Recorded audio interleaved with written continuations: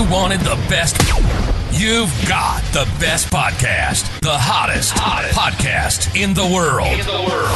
The Chris Voss Show, the preeminent podcast with guests so smart you may experience serious brain bleed. The CEOs, authors, thought leaders, visionaries, and motivators. Get ready. Strap yourself in. Keep your hands, arms, and legs inside the vehicle at all times, because you're about to go on a monster education roller coaster with your brain. Now, here's your host, Chris Voss. Hi, folks. Chris Voss here from thechrisvossshow.com. Ladies and gentlemen, there are links since that makes official. Welcome to the big show, as always, for 2,700 episodes, 17 years. 16 years going on 17, 2,600 episodes of the Chris Voss Show. It's a lot of numbers, people, and it's we're in that void between Christmas and New Year's 2025 right now, if you're watching this years from now.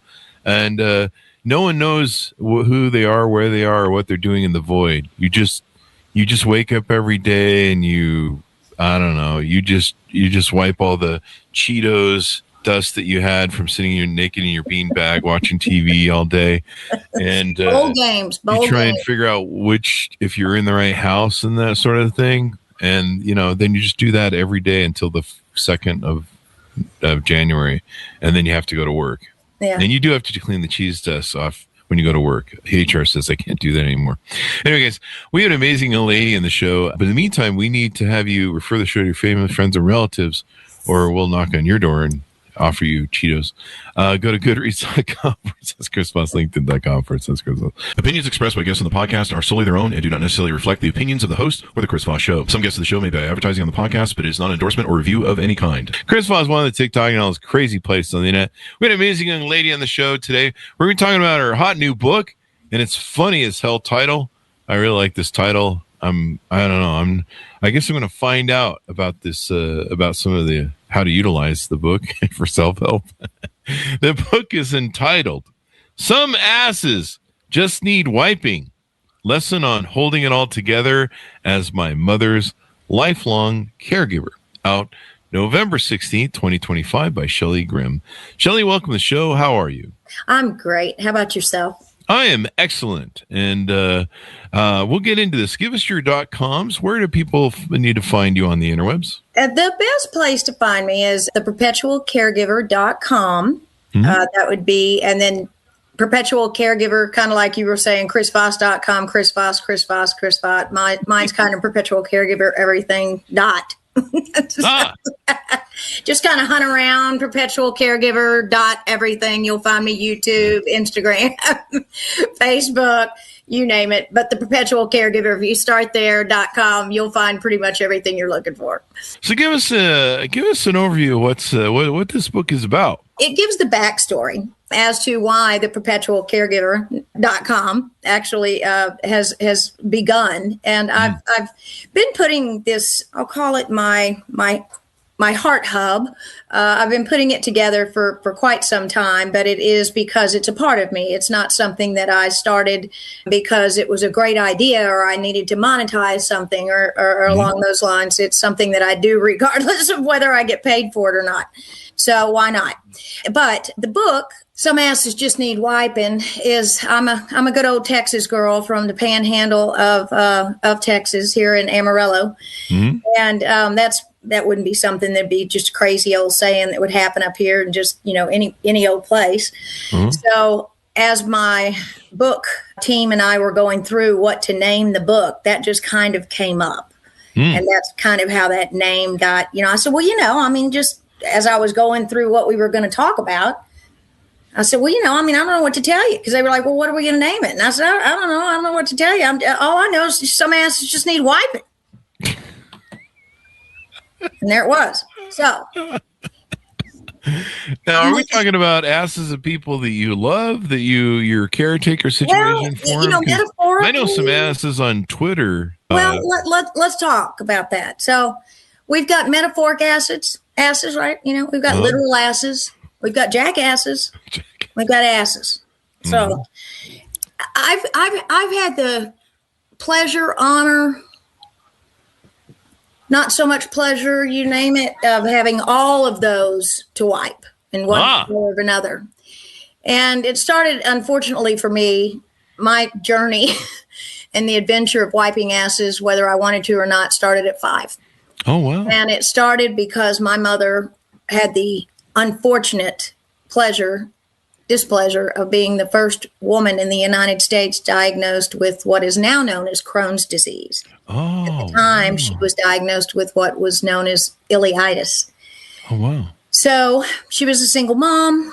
My older sister was pretty much raised by my grandmother. It was just she and I. And our third party growing up in the household was Crohn's. And so I became not in today's standards. By today's standards, I would be considered what would be considered a neglected child. By standards, and God love you, you called me a young woman. I'm 61 years old. So, but I'm 58, so I'm trying to keep us. Hey, we are right there. High five. Trying to keep us both. So, I just say I'm aging gracefully, and whatever that looks like, it looks like, But my mother didn't have the capacity to do much else besides survive, and my grandmother was a nurse. Everybody did what they could, but we didn't even know what she had. The doctors didn't even know what she had. I mean, this is groundbreaking when you think about that. You think about, what do you do when you open up an 18-year-old who's come back from her senior trip and you're thinking you're going to open her up to have female problems, and you really open her up and she's got an obstructed, not colon. You've seen that before, but she's got an obstructed small intestine. Oh, wow. So the doctors open her up and go, okay, you know what? We're going to clip that out. And then we're going to tootle her on up this road a piece to a little known place called Dallas. We're going to get her out of Amarillo pretty fast. So, and she was 18. Wow. So she didn't have me till she was 27. And so I found myself over the course of my life, my journey, I kept ending up with all these roles, whether it be professional, it be, volunteer, whether it be just people getting sent to me. And then my oldest child, my firstborn, was born neurodivergent, which they didn't even have a term for that when he was born. He's 37. You're a pioneer in all the fronts there. I am. So what I've done, Chris, is I had to write the book, because here's the thing. If I went all in with all the things that I'm doing right now, which they've all been hard, but nothing ventured, nothing gained, Sure. But anyway, once I hung up the corporate high heels a couple of years ago, and I thought what I wanted to do was go back and just serve the John Q. Public. And then John Q. Public does not look like what John Q. Public looked like 25, 30 years ago. Okay. No. Yeah. I mean, so it's kind of like you and I. We were talking about our age earlier. It's a much different JQP. Okay. Yeah. So I said, I think I am going to go figure out up here. There's 62 million unpaid caregivers. Oh, wow. In the United States. Have been one of those over and over and over. So I know what they go through trying to figure things out. And I was in corporate America as a financial advisor and an insurance executive for 28 years. So I took that experience. I took my legal background, because I worked in law firms before that. And I took my background of being a caregiver to both my son and my mother. And I combined all of that to form this initiative called the Perpetual Caregiver.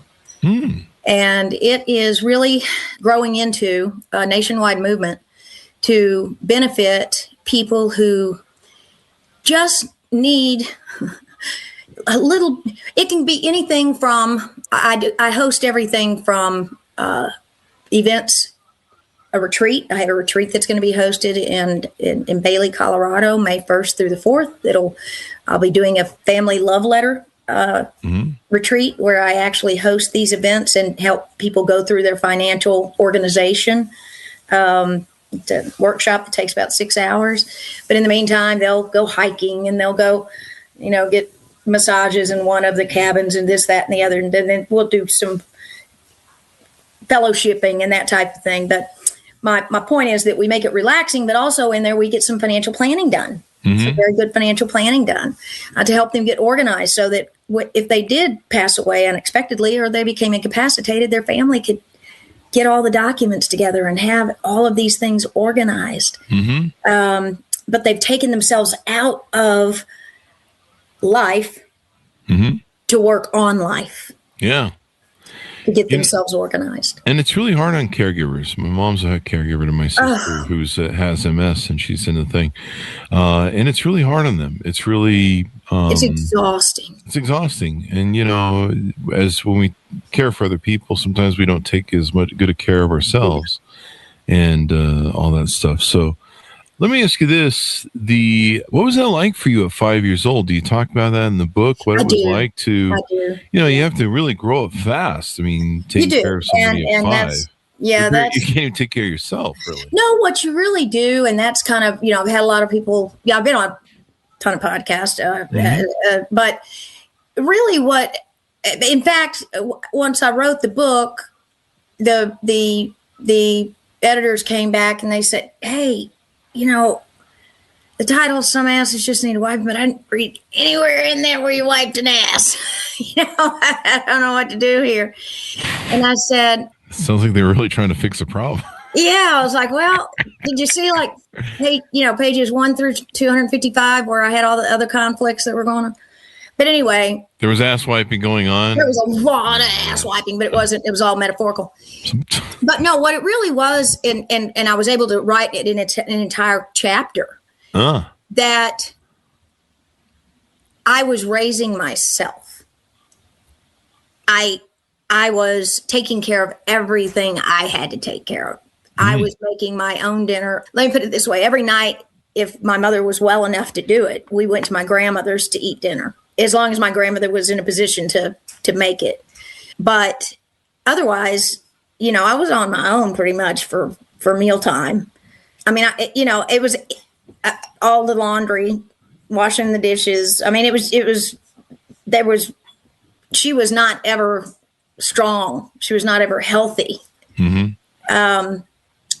And most of the time, and I do talk about that in the book opens with the scene of them taking me to see her at 5 years old, with her telling me that she was not going to be coming home, and she didn't know what was going to happen to me. Oh, wow.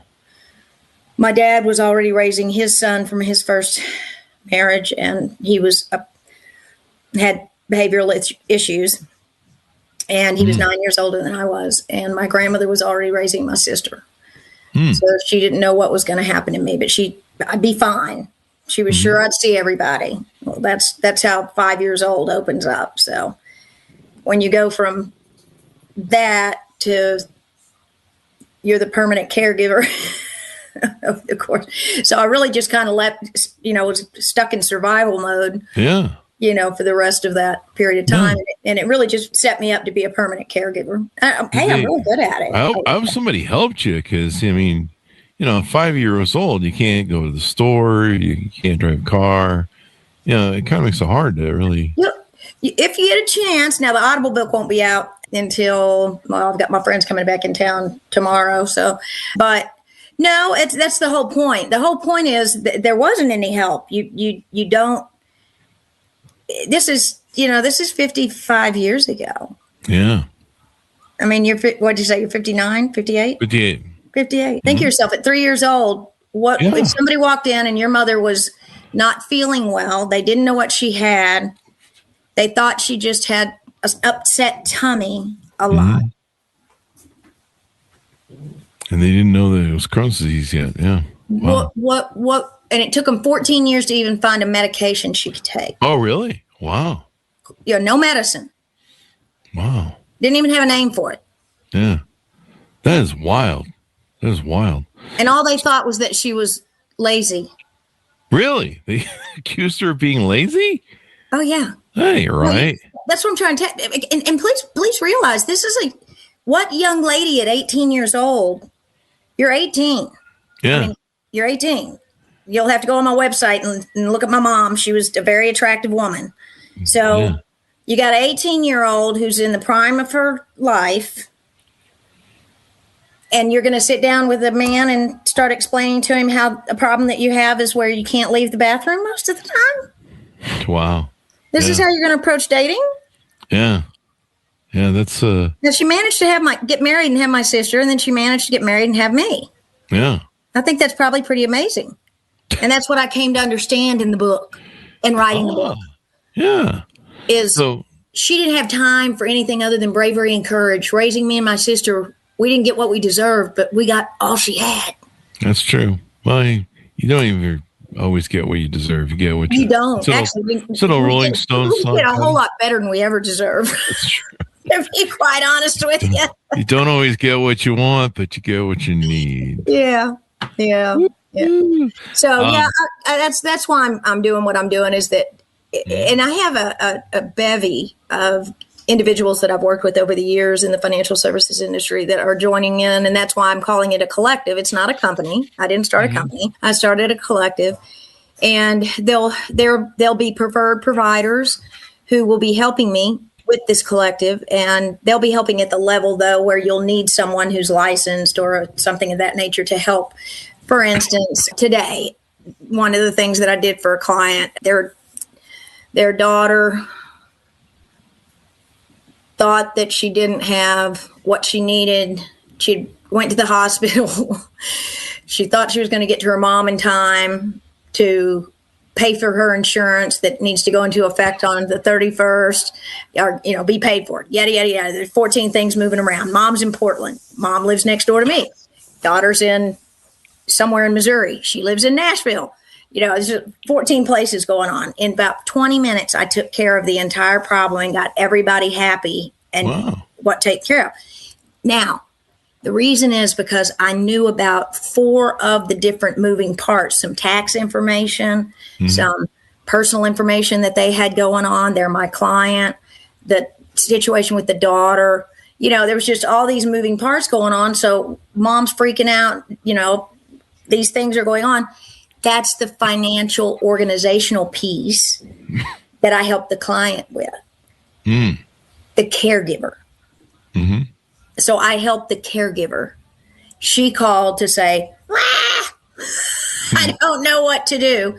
Your mom, for instance, has something perhaps going on with, you said your sister's the one she takes care of. Mm-hmm. Is that right? Yeah. So she would have something going on with your sister, a medical emergency. Your sister's in the hospital, needing to go in the hospital. She runs into a snag. She's in another city. They can't locate her insurance. And for some reason, that rural hospital says, we can't treat her until you find what we need. Wow. Well, what does your mom do? Does she stop everything she's doing? Or does she help your sister? Mm-hmm. Which one does she do? So now my clients, my personal clients, have 420. Now, I worked as a corporate VP the last 15 years of my career, but that didn't stop the people that had called me their agent from calling me. But my people have called me literally on their way to surgery. I kid you not. And said, wait, stop, hold the phone. And said, get my husband or get my wife. Have you called Shelly and made sure these guys are in the network? Huh. That's how well I've trained them. Now, that's I know that's overboard, but my point to that is that's the kind of things that I've done over the years, is saying, okay, this is how you keep yourself out of these caregiver people. Have, when they start to take care of things, they're like, oh, wait a minute.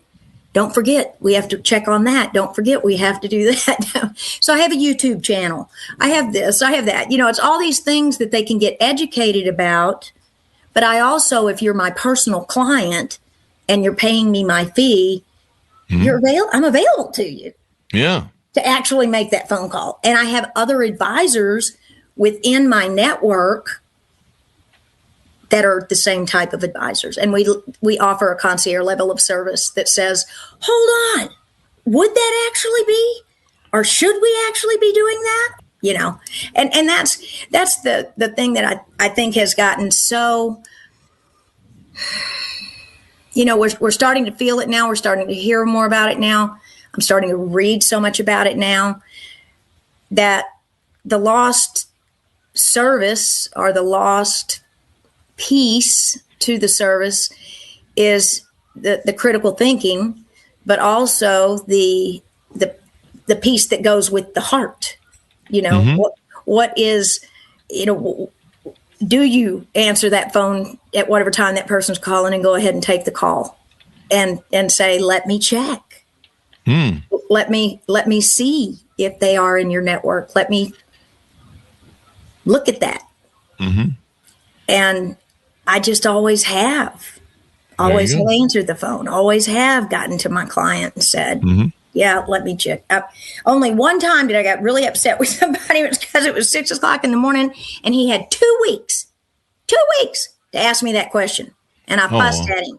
I fussed at him. I still answered the daggum question, but I fussed at him. I said, you had 2 weeks to ask me if that plastic surgeon was on your plan. And I would have still told you the same answer. No. Because his wife was having reconstructive surgery after she radical mastectomy. But I'd have told him at the same time. I'd have said no, because plastic surgeons are not on insurance plans, even if it's for reconstructive surgery. Oh, that's true. Yeah. So if you do it right after. Yeah. You can wait 3 months and after that. But if you do it right after, it's not covered. I'd have known that right then too. But he made him stop. I was like, oh my gosh, I can't believe you did that. That's pretty wild. But that's really the level of empathy that I've had, because I never had anybody to do that for me. Yeah. I had to figure it out. Yeah. One thing you talk about in the book is the invisible trauma that children of chronically or ill parents carry for decades. Tell us a little bit about what that experience is like. It took me a lot of years first to even recognize that I had any. My brother asked me that when I came back. I moved back to my hometown in September of 2021. And he was like, how did you even know you needed help? I was like, kind of look around at everybody else and their lives aren't going like yours. And you go,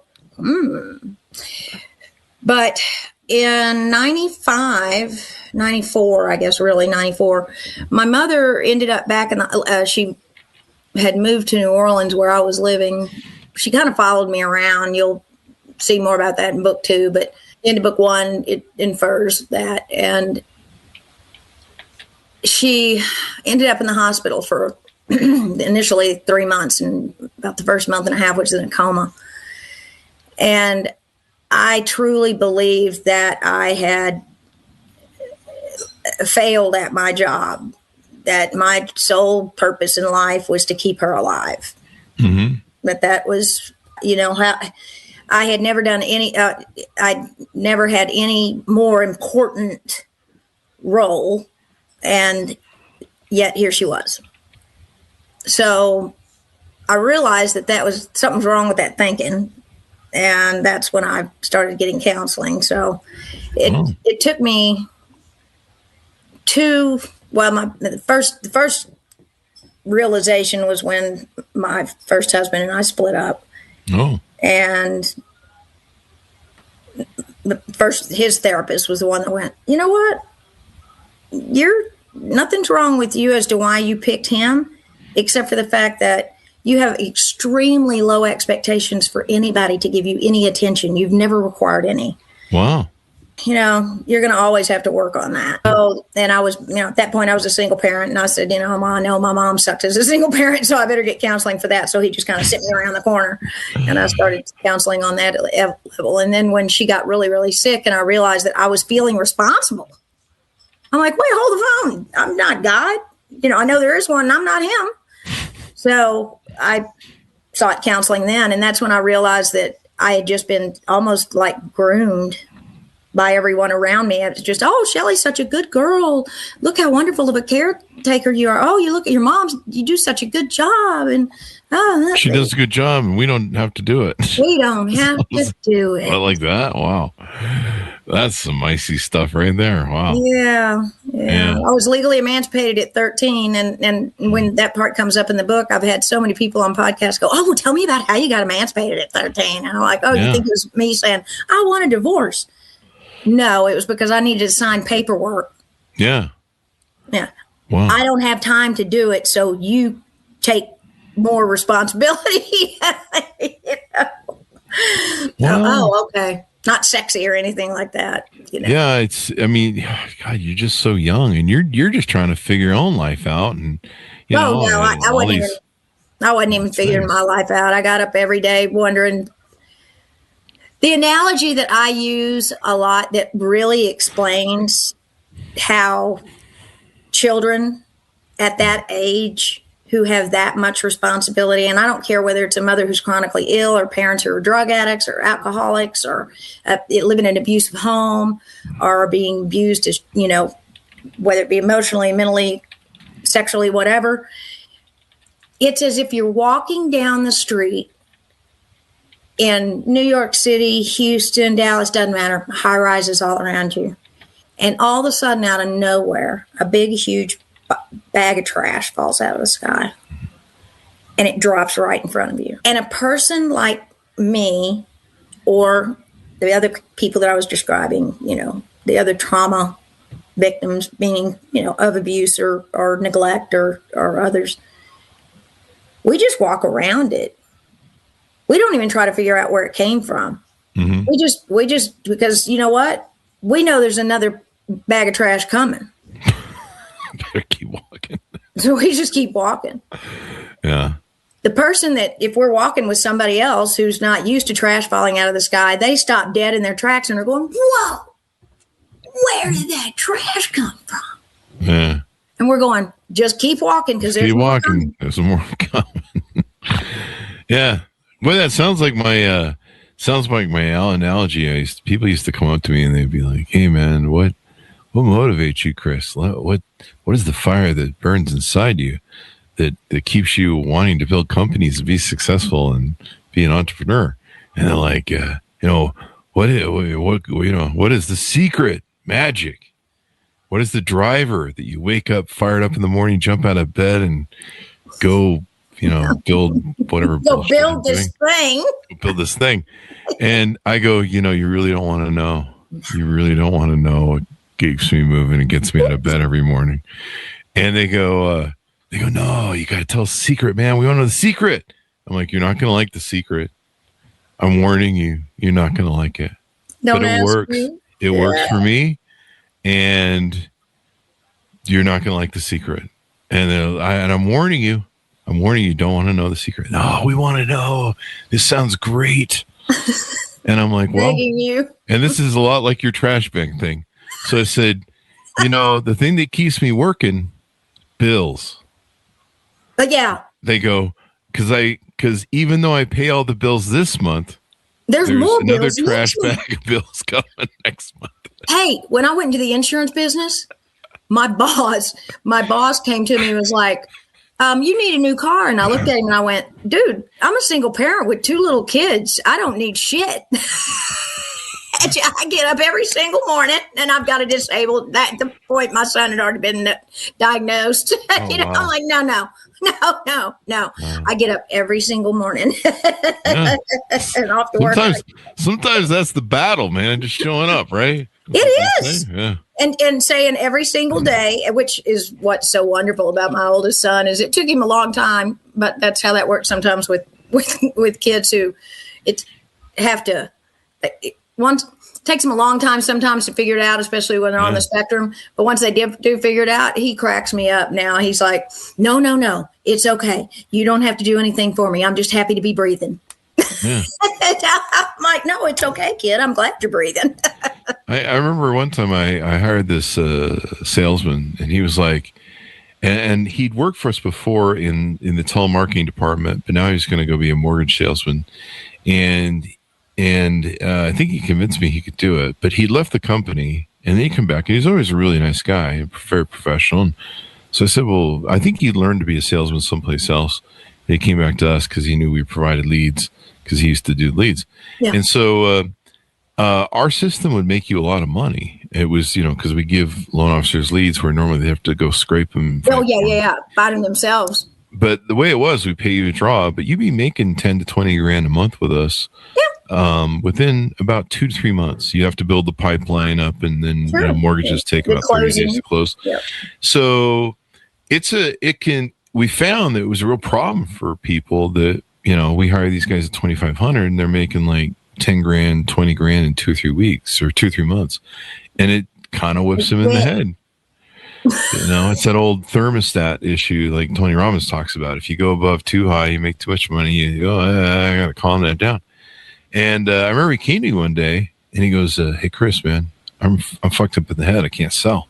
I can't motivate myself to sell. I go, why? He goes, well, when I came to you, I was broke, bankrupt.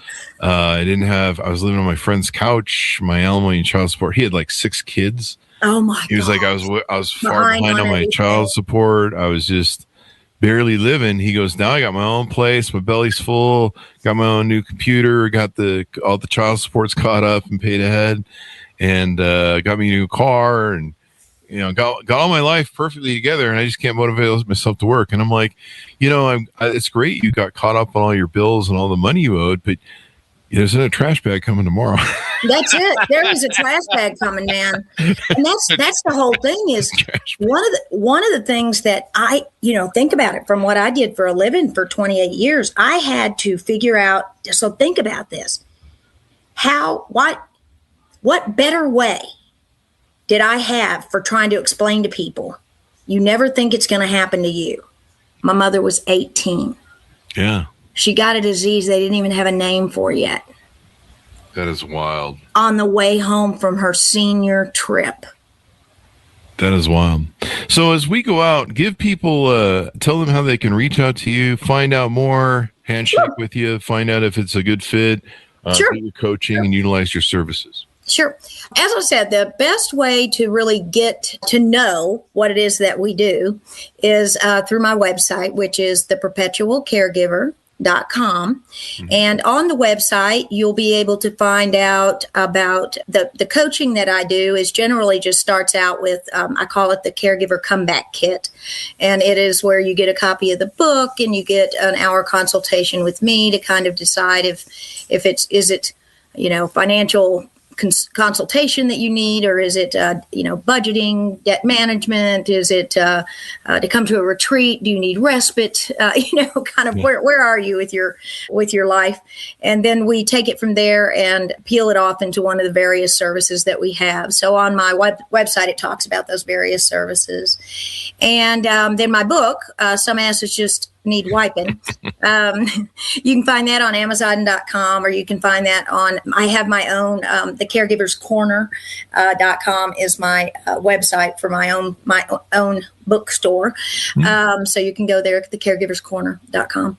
And I have my other book going to come out probably by the end of next year. That's my slot date is again in November. And that one is going to be Some Asses Just Need Kicking. And I'm writing that I'm writing that one with my son, my neurodivergent son. He picked the name of the book, and the reason is he said, Mom, I know that's not what you want to name it, but every single day I watched you get up in the morning and you put on cleats, just like me and Matt did, to go somewhere to kick somebody's butt. We never knew. Sometimes it was ours. Yeah. My boys. And he said, but it could be at work. It could be at our school. It could have been at our, somebody not handling something we needed done, but he said every single day you had to fight for something for us. And so anyway, he's going to write that one with me. My mom's book would have been His Ass Needs Some Beating if she wrote it with me. Yeah, well, and that's why Ben said, sometimes it was mine. He didn't take himself out of that realm. So so we do have a series going, and the series is going to be Some Just Need. Well, that should be a lot of fun, and we'll look forward to seeing that book. Thank you very much for coming on the show. We really appreciate it. Thank you very much for having me. I've enjoyed it immensely. Yeah, lots of fun stories. I mean, they probably weren't fun to go through. No, but I've enjoyed telling them. I enjoy telling them. So if you'll have me back, I'll tell some more. Lots of telling the stories, and these are good lessons too, because caretakers need to take care of themselves and they need a lot of help. I just try to break the ice over it. I don't try to minimize it, because God knows once you read my book, you'll understand. but you got to get through it. And if you can, you're a better person for it. Yeah. A lot of caregivers, the big mistake they make is they don't, there's the old saying, put the oxygen mask on yourself on the airplane before other people, because you can't help others unless you. And that's what the perpetual caregiver is trying to finally do. Mm-hmm. Well, thank you very much, Shelly, for coming on the show. Folks, order up her book wherever fine books are sold called Some Asses Just Need Wiping, Lesson on Holding It Together, All Together, as My Mother's Lifelong Caregiver. Out November 16th, 2025. Thanks so much for tuning in. Go to goodreads.com/Chris Voss, LinkedIn.com/Chris Voss, Chris Voss1 on the TikTok, and all those crazy places on the internet. Be good to each other. Stay safe. We'll see you next time. You've been listening to the most amazing, intelligent podcast ever made to improve your brain and your life. Warning, consuming too much of the Chris Voss Show podcast can lead to people thinking you're smarter, younger, and irresistible sexy. Consume in regularly moderated amounts. Consult a doctor for any resulting brain bleed.